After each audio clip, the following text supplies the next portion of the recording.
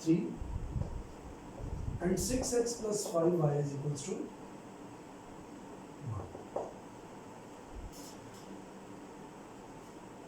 हाँ, इसकी जरा थोड़ी सी फॉर्मेशन डिफरेंट है. हम लिखते हैं जी मैट्रिक्स ट्रांसफॉर्मेशन, आप इसकी भी लिख लें.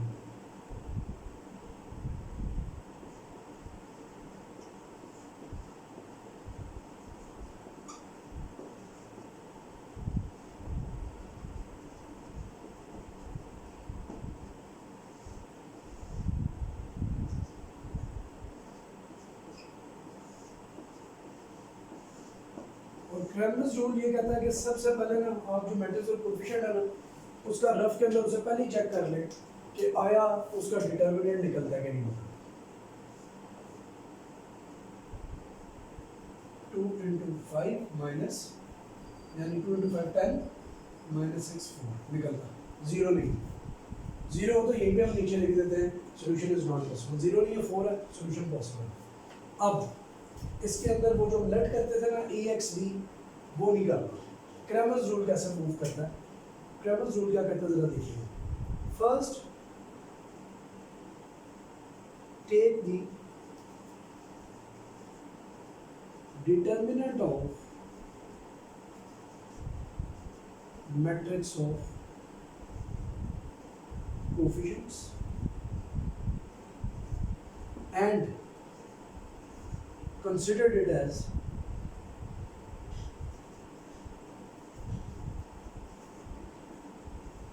D. इसका नाम आप D रखें, कुछ भी रख सकते हैं लेकिन D बेहतर है क्योंकि जो क्रैमर्स रूल हमने पढ़ा हुआ है उसने इसको D के बराबर नेट किया. ठीक है जी. D इज इक्वल्स टू हो गया डिटर्मिनेंट D.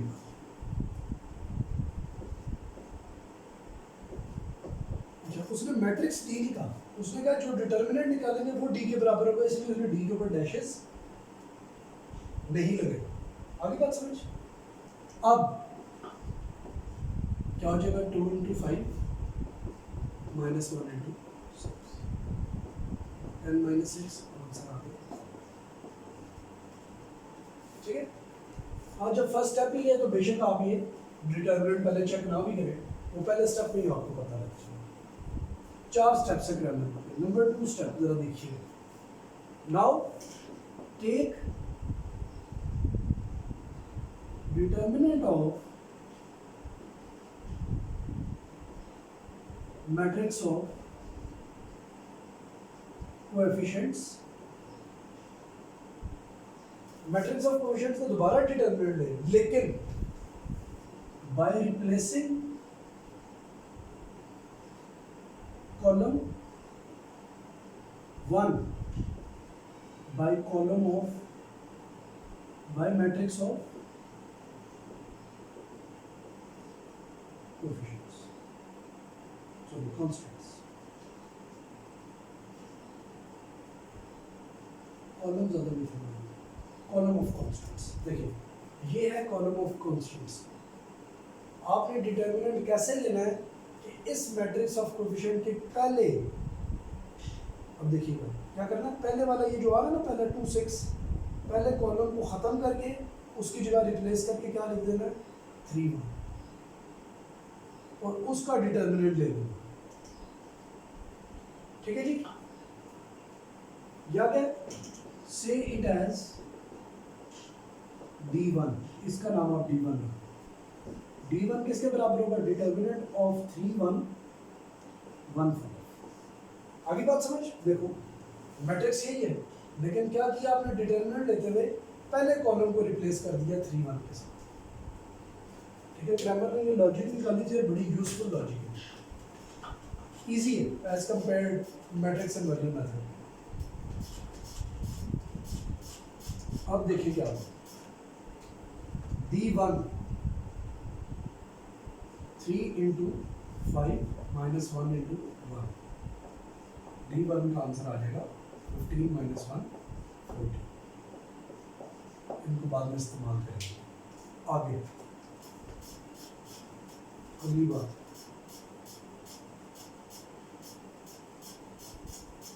2 पॉइंट हो गए, 2 रह गए।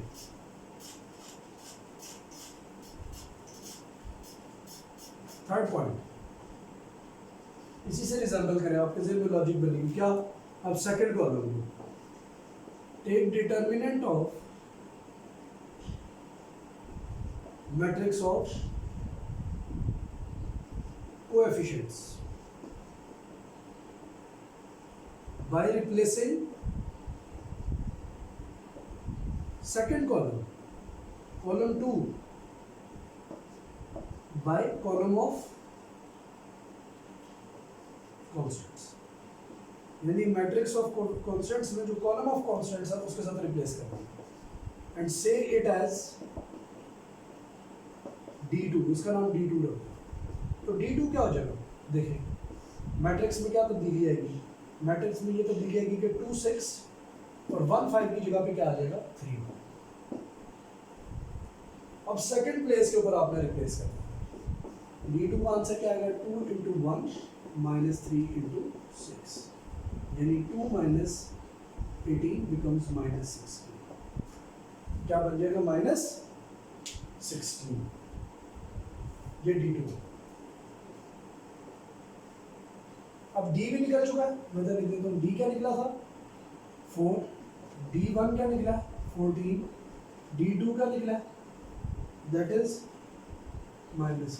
अच्छा मजे की बात है बता दूं कि आंसर जो होता है ना वो सेम आता है, मैट्रिक्स इन्वर्जन से निकालेंगे तब भी सेम आएगा और इससे निकालेंगे तो तब भी सेम आएगा, ये नहीं सोचना कि कोई फर्क आ जाएगा, बिल्कुल सेम आंसर आता है। नाउ फोर्थ पार्ट ये है for solving x and y, x और y को अगर हल करना है तो x होगा जी d1/d और y होगा जी d2/d, यानी कि 14/4 x की वैल्यू होगी 7/2 और -16/4 x की वैल्यू होगी -4। अब आप सोच रहे होंगे कि आया ये जो दो आंसर है ये ठीक है कि नहीं, बड़ी सॉरी ये Y, really sorry that is Y, तो आंसर ठीक है कि नहीं किसी एक में पुट करने लिखा हुआ था 2x + y = 3, पुट कर देते 2 × 7/2 प्लस -4/2 -4 सिंपल। अब ये से कट गया 7 - 3 4 क्या होता है 3 होता है, साबित हुआ ये बिल्कुल ठीक आंसर। मैंने अपने पास सेल्फ चेक भी कर लिया, ये आंसर्स बिल्कुल मेरे क्या जी बिल्कुल अमेजिंग आंसर्स हैं, बिल्कुल आंसर मेरे ठीक है। क्लियर होगी जी बात। तो यहाँ पर हमारा ये वाला टॉपिक अल्हम्दुलिल्लाह क्या हो गया जी कंप्लीट हो गया। अब एक और क्वेश्चन भी हम कर लेते हैं क्रैमर्स रूल्स। आगे क्रैमर्स रूल हमें बिल्कुल सही तरीके से हमारे माइंड में बैठ जाए।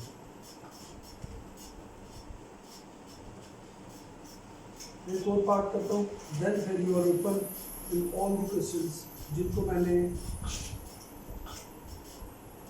जिनाबे ने किया है, लाइक आप कहें मैट्रिक्स इन्वर्जन हो गया, आपको ग्रामर से किया यानी किस्म का देखें मैंने 6 क्वेश्चन अटेम्प्ट किए तो 10 क्वेश्चन आपको अटेम्प्ट करना अगर देखा, क्योंकि जो क्वेश्चन मैट्रिक्स इन्वर्जन से किए वो आपने ग्रामर से भी किया।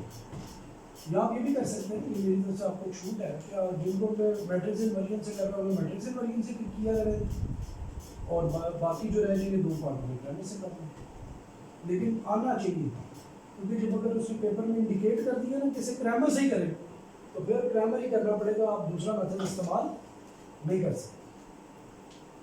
ना मैं कोशिश करता हूँ कि ज़रा स्लीप करके ना चीज़ों को लिखूँ कि इन तीनों पोर्शन में पूरा क्वेश्चन आ जाए।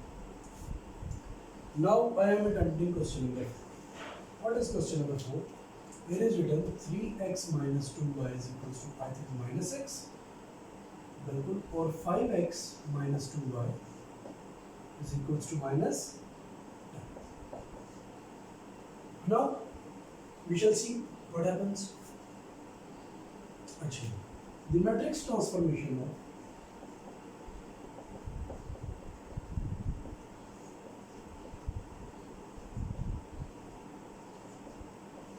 given system is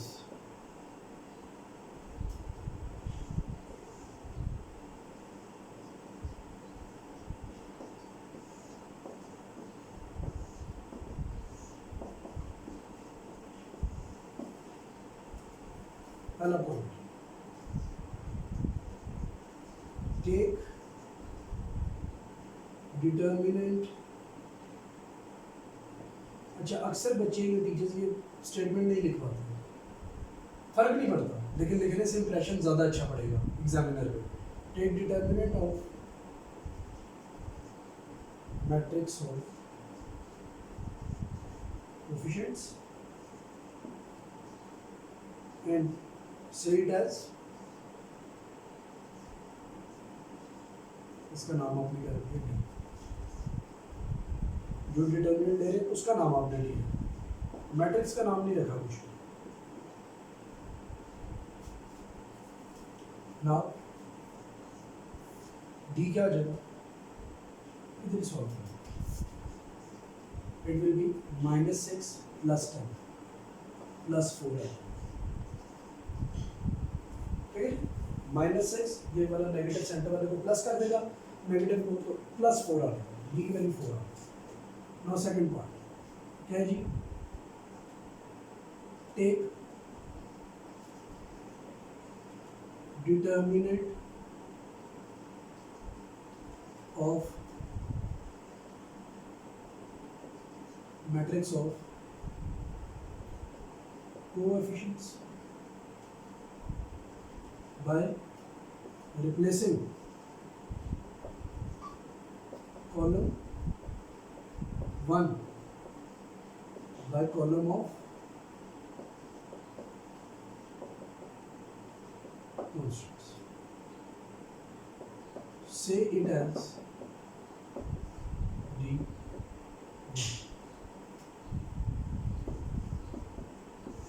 रिप्लेस करेंगे, फर्स्ट कॉलम को करना -6 -10, माइनस माइनस प्लस हो गया 12, ये प्लस तो होगा लेकिन सेंटर में ही माइनस आता है।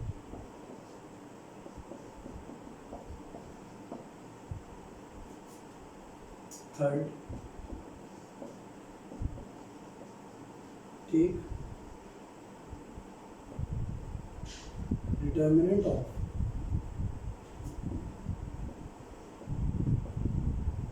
Matrix of coefficients by replacing column 2 by column of constants. Now what will be D2?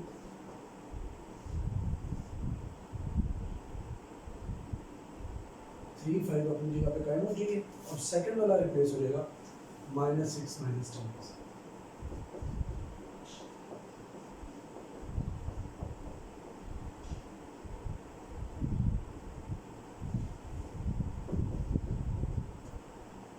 -30 + 30, D2 भी क्या होगा 0। फोर्थ पॉइंट क्या, for solving x and y, x is equals to d1/d and y is equals to d2/d. x is equals to -8/4, y is equals to 0/4. y becomes 0 and x becomes -2. ये दो answer हैं, put करके देख लें। इसको put करेंगे -6 कर आएगा, इसको पुट करेंगे -2, कोई शक नहीं है इसमें, ये दो आंसर्स आए। सो आज के लिए इतने, ये मैंने आपको पूरा अब बता दिया, दैट इज क्रैमरिंग, बिल्कुल साफ करके कैसे ये मैट्रिक ट्रांसफॉर्मेशन है, पहला पार्ट है, दूसरा तीसरा चौथा, ये as compared matrix inversion method के आसान, ठीक है। बड़ी सिंपल सी लॉजिक है, पहले इसका डिटर्मिनेंट ले लेना है, फिर क्या करना है, इसके पहले कॉलम को इससे रिप्लेस करके डिटर्मिनेंट लेना, फिर दूसरे कॉलम को इससे रिप्लेस करके डिटर्मिनेंट लेना, ठीक है जी। और वो जो आपने D1 लिया, D1 ओवर D जो होगा वो x निकाल देगा, D2 ओवर D जो है वो y निकाल। So this is what is Cramer's rule, ठीक है जी। तो now you are open question में फाइनली आपको बता दिए क्वेश्चन नंबर, अगर देखा जाए एक्सरसाइज 1.6 में तो 6 और 8 पार्ट आप क्रैमर रूल से कर लें, तो इक्वल हो जाएगा, 4 क्वेश्चन एक इन्वर्जन से करो उससे होगा। वैसे उसमें जो दिया उसने कहा जी कि आप सब पार्ट को इन्वर्जन से भी करें और सब पार्ट को क्रैमर से भी करें, तो आपकी प्रैक्टिस अगर कर लेंगे तो ज़्यादा अच्छा, आपको बल्कि ये भी पता लग जाएगा कि आंसर दोनों रूल से बिल्कुल सेम आ गए। Today is a long lecture, लेकिन क्योंकि इस टॉपिक को कवर करना था तो मैंने कराया। मैं ये चाह रहा था कि नेक्स्ट टॉपिक के अंदर ही हम सिर्फ वर्ड प्रॉब्लम्स करें। तो MCQs इसके जो ही वर्ड प्रॉब्लम्स कंप्लीट होंगे मैं आपको सेंड कर दूंगा, और कुछ इसके क्वेश्चन हैं 3 ये रिव्यू के 3 से लेकर 7 तक, वो हमें करने होंगे। वो इंशाल्लाह ताला अल्लाह के फजल से हम ज़रूर करेंगे जब हम review start. Thank you so much students, अल्लाह हाफ़िज़।